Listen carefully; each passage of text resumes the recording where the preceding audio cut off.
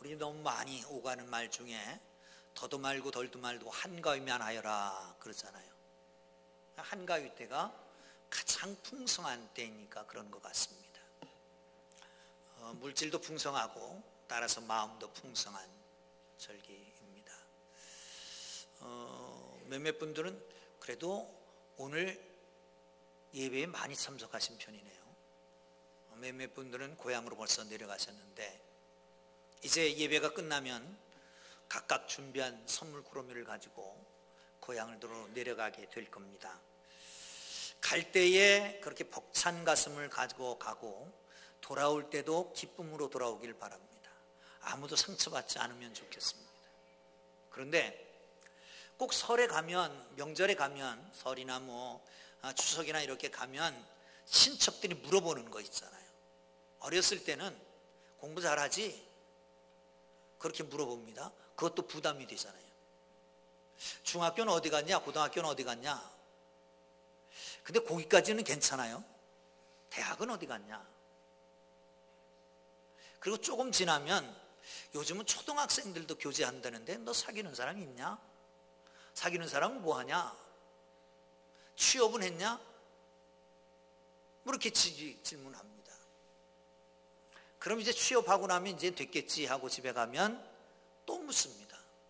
뭐라고 물어봐요? 결혼은 언제 하냐? 결혼하고 또 집에 갑니다. 그러면 되는 줄 알았는데 애는 언제 나냐?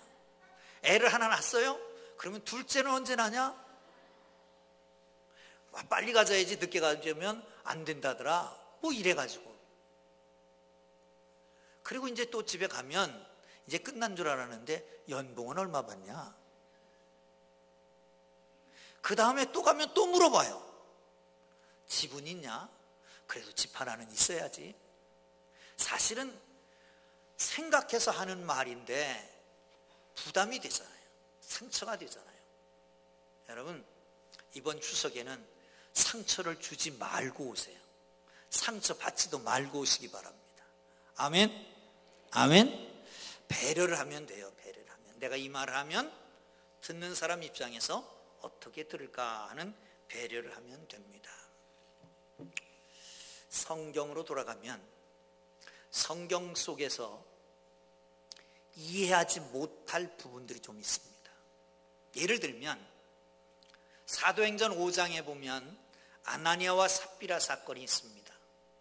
자기 재산을 빵을 팔아서 하나님 앞에 갖다 바치는데 반을 갖다 바쳤다고 그 자리에서 죽어요. 장례 치르고 나니까 조금 있다가 남편이 그러니까 남편도 또 죽어. 아니, 안 바친 사람도 있는데 반 갖다 바쳤다고 죽여? 아니, 너무 무자비하잖아요. 또 하나의 사건도 있습니다. 많습니다. 그 중에 또 하나의 사건이 이런 겁니다.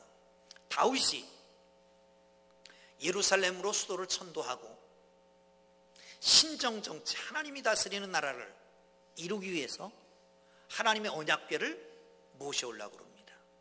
사울이라고 하는 좋지 못한 왕이 그 언약궤를 저 변방 아미나답의 집에다가 70여 년 동안은 방치해 놓은 거예요. 그걸 모셔오려고 회의를 하고 3만 명이나 되는 군사를 거느리고 가서 새 수레에다가 언약궤를 모시고 옵니다. 그런데 나곤의 타작마당에 이러는데 이 소들이 번쩍 뛰니까 수레가 움직였고, 수레가 움직이니까 그 위에 실었던 언약궤가 떨어지려고 그러니까 우사가 받쳤잖아요. 그런데 그냥 급살해서 죽었습니다. 아니, 수레가 움직여서 언약궤가 떨어지면 언약궤가 박살이 날 텐데, 그걸 손에 대? 그걸 떨어지지 않겠다고 죽여? 너무 무자비하고 경우도 없고 정말 그런 하나님이 아닌가 하는 생각도 해봅니다. 어떻습니까? 그런데 바울은 로마서 15장 4절에서 이렇게 말합니다. 무엇이든지 전에 기록한 바는 우리에게 교훈을 위하여 기록된 것이니 우리로 하여금 인내로 또는 성경의 위로로 소망을 가지게 하려 함이라. 모든 말씀이 다 하나님의 뜻이 있다는 거예요. 소망을 주고 위로하려고 한다는 거예요. 또 한 군데 보겠습니다. 신명기입니다.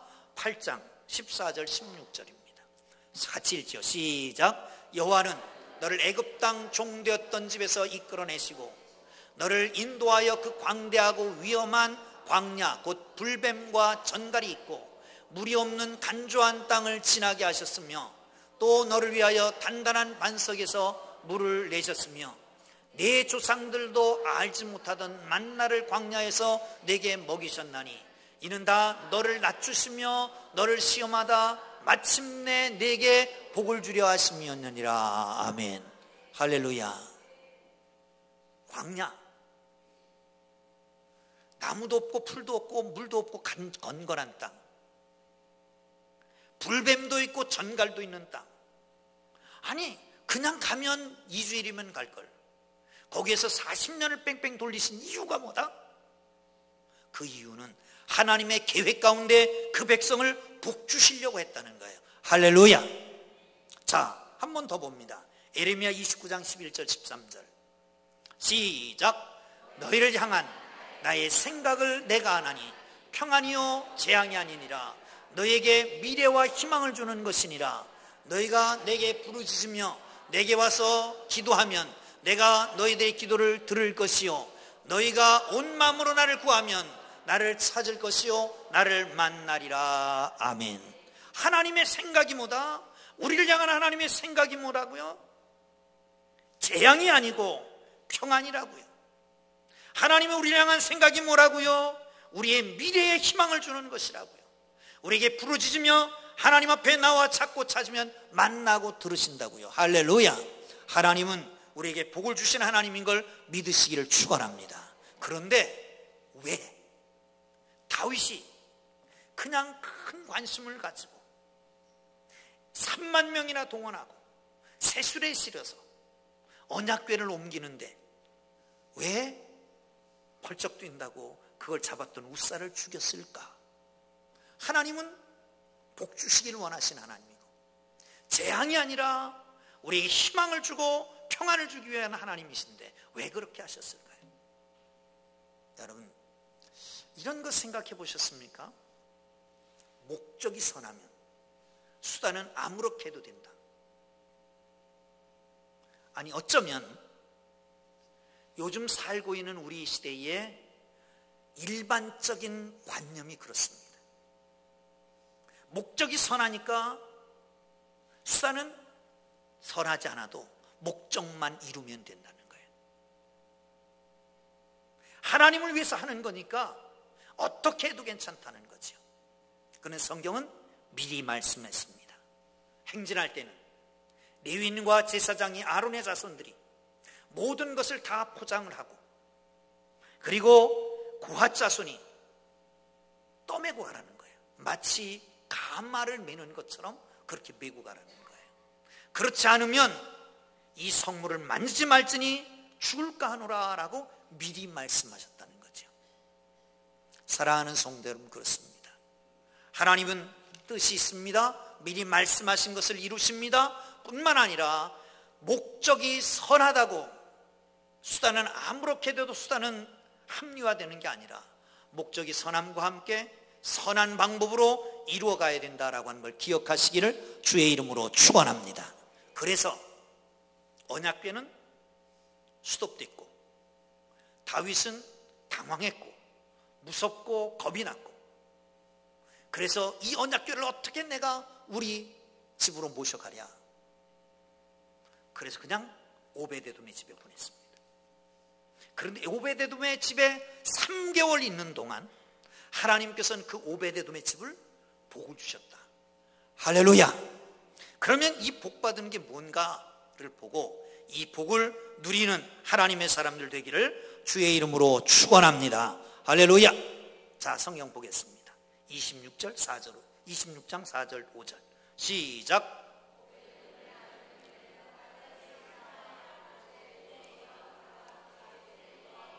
넷째 사갈과 다섯째 느다넬과 여섯째 암미엘과 일곱째 이사갈과 여덟째 부울레데인이 이는 하나님의 오벳에돔에게 복을 주셨습니다. 아멘. 할렐루야. 방언하시느라고 수고하셨습니다. 성전 문지기의 이름들을 나열하고 있습니다. 성전 문지기는 사실은 그냥 허드렛 일이 아니라 중요한 일입니다. 성전 문을 지킵니다. 언약궤를 지킵니다. 뿐만 아니라 예물도 관리합니다. 분배합니다. 부정한 자가 성전에 가까이 오지 못하도록 지킵니다. 안식일에는 성문을 닫고 잡상인이 들어오지 못하기도 합니다. 문지기는 성전을 보호하고 관리하는 겁니다. 하나님이 소중히 여기는 것을 보호하고 관리하는 직책입니다. 그런데 이 직책을 누구에게 주냐면 성전을 기업으로 받았던 레위인들, 고라 자손, 고핫 자손, 그핫 자손, 그리고 나가서 무라리 자손, 세 지파, 세 자손 중에서 선택해가지고 문지기를 맡깁니다.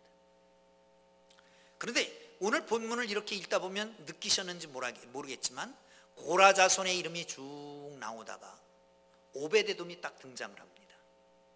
그리고 9절까지 읽으라고 해서 9절까지 읽었는데 그 9절은 고라의 맏아들을 얘기합니다. 고라 자손을 쭉 얘기하다가 오벳에돔을 딱 얘기하는 것은 뭐를 의미합니까? 이 오벳에돔이 고라 자손 속에 들어가게 됐다라고 하는 겁니다. 원래는 오벳에돔이라고 하는 사람이 레위인이 아니었는데 레위인으로 들어가게 된 거예요. 왜? 언약궤를 모시고 있었다는 것 때문입니다. 사랑하는 성도 여러분, 오벳에돔이라고 하는 말은 오벳은 섬기다라고 하는 뜻을 가지고 있는 아바드라고 하는 말, 그리고 오벳에돔은 에돔입니다. 그러니까 에돔을 섬기는 자라고 하는 뜻입니다. 역대상 13장 13절에 의하면 가드 사람이라고 말하는 것을 보면 가드는 블레셋 나라의 도시니까 블레셋 가드에서 태어났습니다. 그런데 아마도 그때에 에돔 나라가 블레셋을 다스렸던 것 같아요. 그래서 아버지가 이름을 지을 때에 오벳에돔이라고 지었던 것 같아요. 블레셋을 섬기는 자라고 지었던 거예요.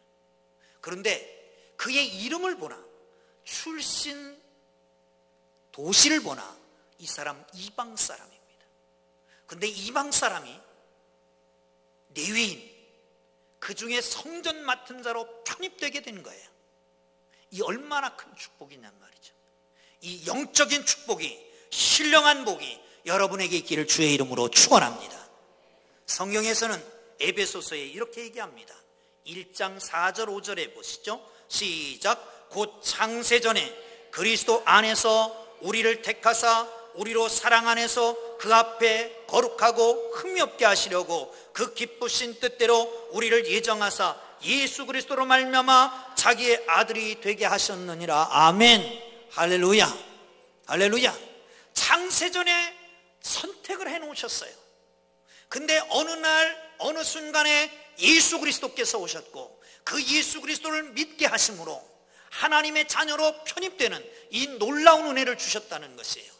하나님께서 주시는 이 놀라운 은혜, 하나님의 자녀된 은혜가 여러분 속에 있기를 주의 이름으로 축원합니다. 할렐루야. 할렐루야. 7절에는 이렇게 얘기합니다. 우리는 그리스도 안에서 그의 은혜의 풍성함을 따라 그의 피로 말미암아 속량 곧 죄사함을 받았느니라. 속량이라고 하는 말은 값을 주고 사서 놓아줬다라고 하는 의미입니다. 값을 주고 사서 놓아준 거예요. 한번 생각해 보세요. 예수님의 당시에도 이 노예상이 있었습니다. 노예상이 있었는데 노예가 하나 있어요. 흥정을 합니다. 얼마를 부르면 얼마를 부르고 이렇게 흥정이 돼서 고가의 노예를 샀습니다. 근데 네 노예 주인이 노예를 사가지고 너는 이제 돈을 주고 샀으니까 너는 나의 노예다. 그러나 내가 너를 자유케 한다. 네 마음대로 가라. 자유해라. 하고 싶은 일을 해라. 그러나 네가 원하면 내 아들로 편입될 수 있다. 당시에 로마의 부자 중에 선한 사람들이 실제로 이런 사람들이 있었다는 겁니다. 그 순간 이 사람은 노예했던 모든 신분을 벗고 이제부터는 그 주인의 모든 권리를 다 누리게 되는 겁니다. 여러분, 배너라고 하는 영화를 보셨습니까? 1962년 당시 천문학적인 제작비인 1,500만 불을 들여서 제작한 영화입니다. 무려 8번 재개봉을 했고 12만 5,477명이나 되는 많은 그 제작 출연을 했습니다.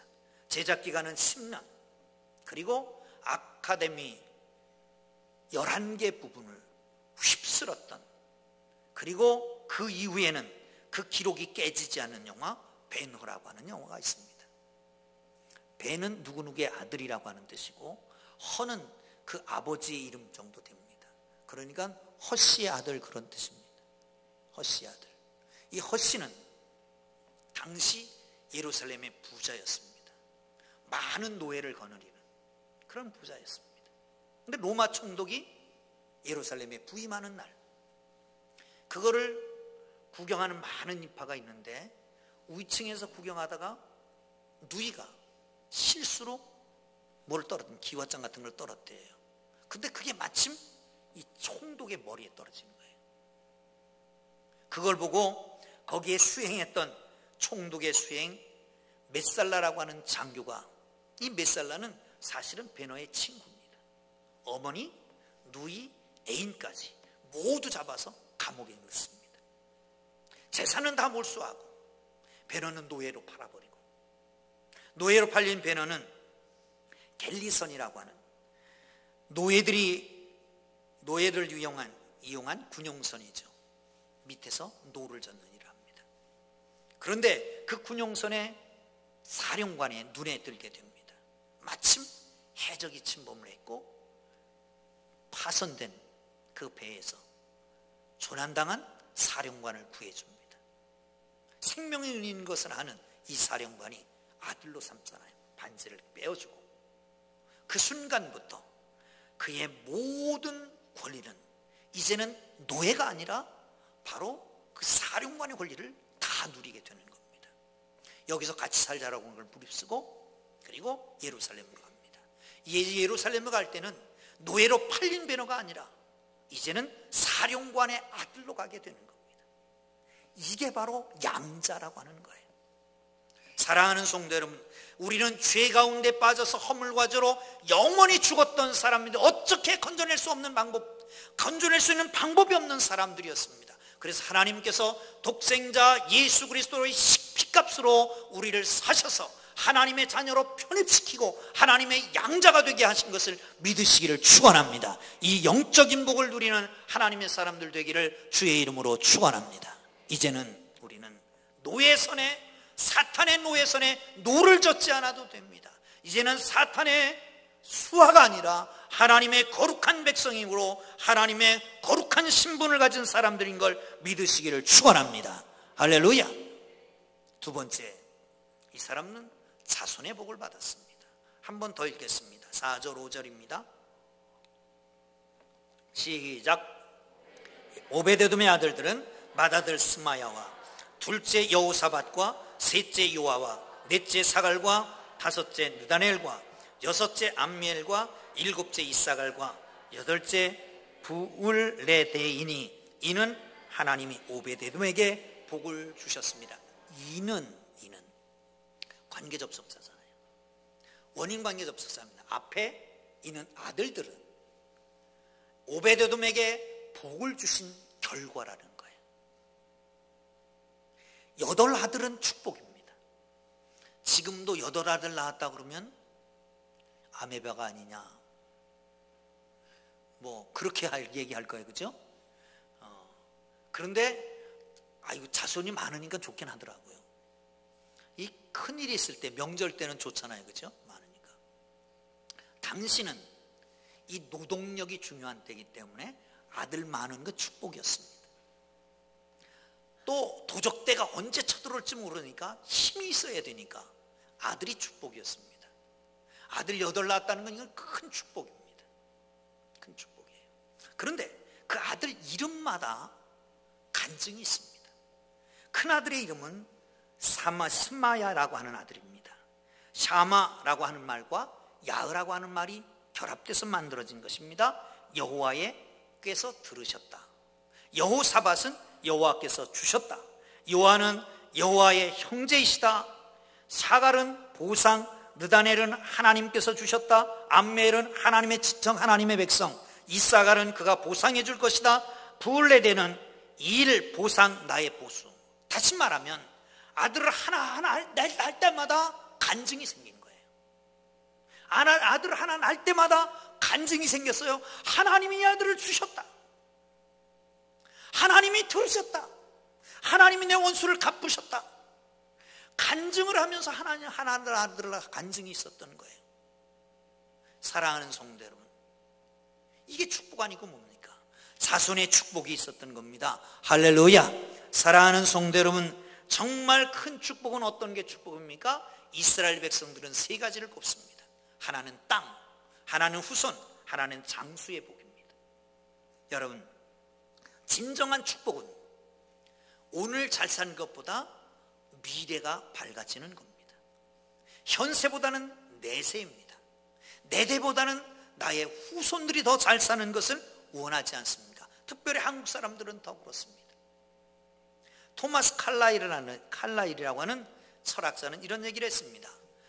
자녀들에게 비판하는 것보다는 모범을 보이는 것이 더 필요함을 알라. 여러분, 이 오벳에돔은 언약궤를 받을 때에 기쁜 마음으로 받지는 않았을 거예요. 그러나 온 가족 앞에서 오벳에돔이 언약궤, 하나님의 궤를 섬기는 것을 보았습니다. 그리고 하나님을 섬겼기 때문에 자녀들이 축복을 받은 거예요. 여러분, 아브라함을 보세요. 하나님께서 말씀하십니다. 본토 친척 아비 집을 떠나 내가 지시한 땅으로 가라. 명령 받잡고 순종해서 아비 집을 떠났습니다. 그리고 가나안 땅으로 갑니다. 아버지가 순종하는 것을 아들이 다 지켜봤어요. 어느 날 아들한테 말합니다. 얘야, 너 지금 장작을 등에 지워라. 횃불을 들어라. 가자. 어디론가 사흘 길을 가는 거예요. 그러더니 종들은 거기 있으라 그러고 아들만 데리고 산으로 올라가더니 장작을 펴놓고 너 누워라. 누웠더니 칼을 잡고 목을 달라고 그러는 거예요. 그런데도 멍청하게 가만히 있는 거예요. 멍청해서가 아니라 아버지가 하나님께 순종하는 것을 보고 배웠던 이삭은 죽기까지 순종했던 거예요. 그리고 하나님께서는 이제야 내가 나를 경외하는 줄 알았도다 라고 다윗에게 아브라함에게 축복하시잖아요. 뿐만 아니라 그 순종 때문에 이삭도 축복하시잖아요. 어느 날 농사를 졌더니 한 해에 100배의 복을 얻었습니다. 이런 복이 여러분 속에 있기를 주의 이름으로 축원합니다. 한 해에 100배의 복도. 그런데 우물을 파면 우리는 한 우물을 파도 한 우물을 파라고 그러잖아요. 어디든지 깊이만 파면 물이 나오잖아요. 그런데 그 나라는 그렇지 않습니다. 우물을 파기만 하면 다른 사람들은 우물을 파도 물이 안 나오고 10개를 뚫어도 우물이 안 나오는데 파기만 하면 물이 나오는 거예요. 블레셋 사람들이 와서 쫓아요. 그리고 묻어버려. 다시 가서 파면 또 물이 나와. 또 뺏고 쫓아. 그러면 또 가. 또 파. 부엘세바까지 느리는 거예요. 어느 날 왕이 왔어요.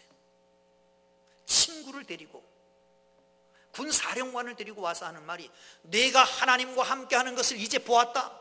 너나 하고 불가침 조약을 맺자. 말이나 되는 겁니까? 한 나라 왕이, 강력한 블레셋 왕이 일개 부족 족장에게 와서 조약을 맺자는 것이 말이나 되는 겁니까? 왜 그렇습니까? 아버지를 보고 배운 것이 있습니다. 그게 뭡니까? 철저하게 순종하는 법을 배웠습니다. 그랬더니 그 아들을 축복하시는 거 아니겠습니까? 사랑하는 성도 여러분, 그렇습니다. 하나님의 거룩한 축복 받기 위해서, 자손이 잘 되기를 위해서는 여러분이 하나님 앞에 신앙생활을 어떻게 하는 것을 보여줘야 됩니다. 아멘? 아멘을 안 하시는 이유는 뭡니까? 자녀들은 안 봐도 괜찮다는 얘기입니까? 자녀들이 복 안 봐도 괜찮다는 얘기입니까? 다시 한번, 자녀들이 축복받기를 원하십니까? 그러면 본을 보이시기를 주의 이름으로 축원합니다. 축원합니다. 할렐루야. 뿐만 아니라 그들의 이름 뒤에 붙어있는 형용사가 있습니다. 이런 이름들이 붙어 있습니다. 복, 큰 용사, 능력 이런 이름이 붙어 있습니다. 능력이 있었습니다. 큰 용사입니다. 용맹스러웠습니다. 맡겨진 직무는 무엇이든지 다 완수할 수 있는 사람이라 했습니다. 이게 자손의 복이 아니고 뭡니까? 이런 축복이 여러분 속에 있기를 주님의 이름으로 축원합니다. 할렐루야. 14절 봅니다. 역대상 13장 14절 시작. 하나님이 그가 오베데돔의 집에서 그의 가족과 함께 석 달을 있으니라. 여호와께서 오베데돔의 집과 그의 모든 소유에 복을 내리셨더라. 아멘. 할렐루야. 하나님께서 우사를 치신 사건이 있었잖아요. 다윗이 두려웠습니다. 그러니까 이 언약궤를 이게 가지고 갈 수도 없고 한 가지 갈 수도 없는 거예요. 마땅히 모셔가야 되는데 그런데 두렵고 어찌할 수 없으니까 오베데돔에 갖다 맡긴 거죠. 그런데 오베데돔은 그것을 억지로 받았지만 그러나 그것을 잘 섬겼습니다. 하나님이 축복을 하셨습니다. 사랑하는 성도 여러분, 왕이 보내온 것길래 어쩔 수 없이 그 권위에 눌려갖고 어쩔 수 없이 섬겼는데 하나님께서는 3개월 있는 동안 어떤 복을 내리셨어요? 그 집과 그 소유의 복을 내리셨단 말입니다. 예수님 당시에 구레네라고 하는 곳에서 사는 시몬이라고 하는 사람이 예루살렘에 왔습니다. 근데 예루살렘에 와보니까 사람들이 웅성웅성 모여 있는 거예요. 가서 보니까 예수라고 하는 사람 얘기를 하는 거예요. 예수라는 사람이 있는데 그 사람이 하나님의 아들이라고 자칭하고 다니는데 유대 지도자들이 그를 붙들었고 재판을 했고 빌라도에게 넘겼고 빌라도가 재판을 해서 놓아줄까 놓아주지 말까 그런데 백성들이 놔주지 말고 십자가에 못 박으라고 그래서 결국 십자가에 못 박는데, 그런데 보니까 그 큰 십자가를 끌고 질질 끌고 가는 거예요.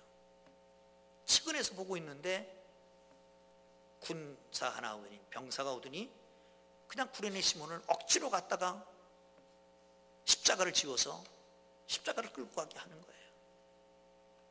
억지로. 마지못해 하고 싶었던 일이 아닌데 그냥 억지로 한 거예요. 억지로. 그런데 그 위에 로마서 16장에 바울이 로마 교인들에게 편지를 쓰면서 인사를 하라고 합니다. 그 중에 자세히 읽어보면 이런 말이 있습니다. 루포의 어머니에게 문안하라. 그는 나의 어머니니라. 루포는 누굴까요? 마가복음에 보면 알렉산더와 루포의 아비 구레네 시몬.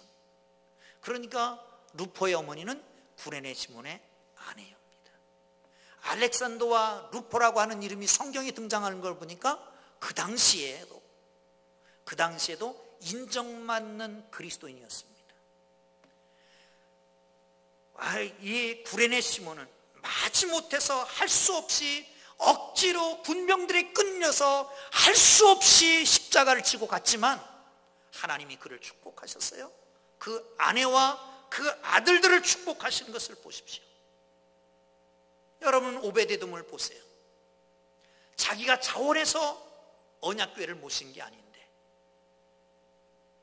마지못해서 왕이 갖다 맡기니까 할 수 없이 맡아서 섬겼는데 3개월 있는 동안 하나님이 축복하시는데 그 집과 그 소유를 축복하셨더라. 할렐루야. 요세푸스라고 하는 당시에 유명한 역사가가 있습니다. 그 역사가는 이렇게 쓰고 있습니다. 법궤가 오벳에돔의 집에 들어갈 때에 그의 집은 가장 가난했으나 3개월 후 법궤가 나올 때는 그의 집이 가장 부잣집이었다. 신앙심은 번영의 가장 좋은 친구이다. 할렐루야. 할렐루야. 과장일 수도 있지만, 여러분 보통 있을 일도 아니지만, 그렇지만 분명하게 역사가의 눈으로 보니까 그랬다는 거예요. 가장 가난했던 사람이 3개월 동안 언약궤를 모시고 있는 동안, 억지로 모셨지만 하나님은 축복하셔서 그 동네에서 가장 큰 부자가 되었다는 거예요. 사랑하는 성도 여러분, 그렇습니다. 우리는 뱃속에 10개월 동안 있는 동안, 그 속에서 70년 내지 80년, 100년 동안 장애인으로 살 수도 있고 건강한 아이로 살 수도 있는 것입니다. 그 뱃속에 있는 그 기간이 중요하다는 거예요. 어느 날 무디가 주일 아침에 신문을 보고 깜짝 놀랐습니다. 신문에 이렇게 써 있습니다. 당시 나이가 62세였어요. 평균 수명은 58세쯤 되었는데, 그런데 거기 이렇게 써 있습니다. 올드 무디. 뭐 내용은 좋은 일을 했다는 건데, 근데 올드 무디라고 하는 게 화가 난 겁니다. 그래서 예배 시간에 올라가서 그렇게 말했습니다. 여러분, 오늘 아침 신문들 보셨습니까? 보셨을 줄 믿습니다. 나를 가리켜서 올드라고 그럽니다. 늙었다고 말합니다. 말이 됩니까? 나는 100세를 살 겁니다. 그랬더니 성도들이 전혀 아멘을 하지 않더래요. 지금 같은 표정을 하고 있더래요. 치매 걸렸구만 그랬던 것 같아요. 그랬더니 10,000년을 살 겁니다. 10만 년 살 겁니다. 100만 년 살 겁니다. 나는 영원히 살 겁니다. 그랬더니 그때서야 아멘 하더래요. 사랑하는 성도 여러분, 무슨 의미인지 아시죠? 우리 지금 얼마 안 되는 70년, 80년, 100살, 영혼에 비하면 저마나 찐 것밖에 되지 않지만, 오베데돔이 3개월 동안 있으면서 그의 축복이 결정된 것처럼 저 넷의 하나님 나라도 결정되고, 우리 인생도, 우리의 자녀들도 복받는 것이 결정된다라고 하는 걸 기억하시고, 하나님 앞에 복받은 인생, 복받는 인생, 하나님의 복 주시기에 부족함이 없는 인생들이 되기를 주의 이름으로 축원합니다. 할렐루야. 기도하겠습니다. 하나님 아버지,